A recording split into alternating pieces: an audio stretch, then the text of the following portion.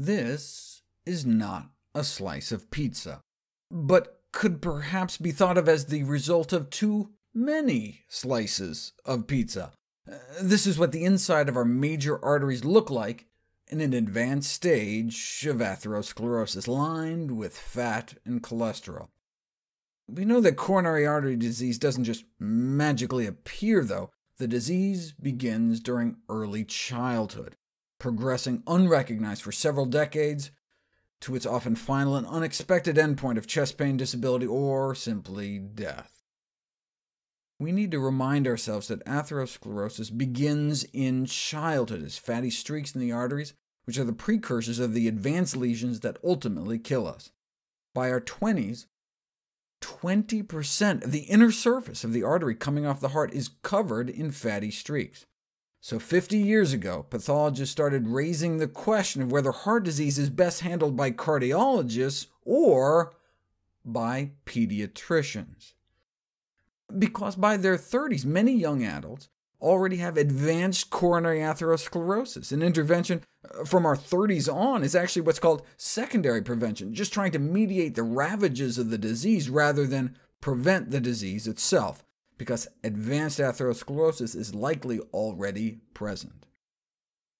And we're exporting the problem around the world.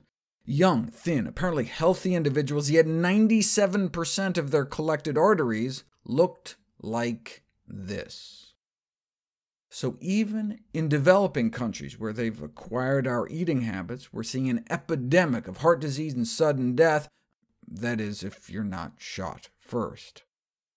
Moreover, the risk factors that correlate with the extent of such early lesions are the same risk factors that correlate with heart attacks later in life. In other words, it's the same disease, just in the early stages. So pathologists, the ones doing the autopsies on all these young people and seeing all this coronary artery disease, began urging many years ago that preventive measures should be instituted earlier in life. We've known that fatty streaks exist in young children for over a century. But it wasn't until 1994 that a task force convened by the government came up with a radical idea. The strategic key and the greatest opportunity in preventing cardiovascular disease is to prevent the development of risk in the first place.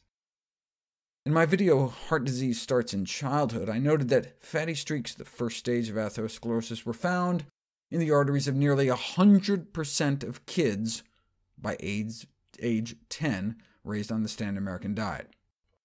In recognition of this fact, the latest Academy of Pediatrics recommendation is that all kids get their cholesterol tested starting between the ages of 9 and 11. Of course, this has drug companies salivating at the thought of slipping statins into Happy Meals, but long-term drug intervention is costly and may be associated with adverse effects. They're talking about lifestyle modification.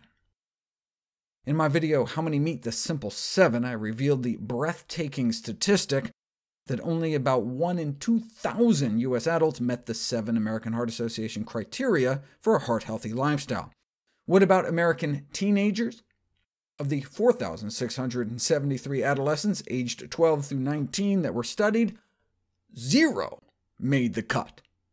What was the main sticking point? Well, most teen boys and girls don't smoke. The white bars show the percentage meeting the criteria. Most aren't overweight, but almost no one ate a healthy diet. Less than 1% of young men and women met a minimum of healthy diet criteria.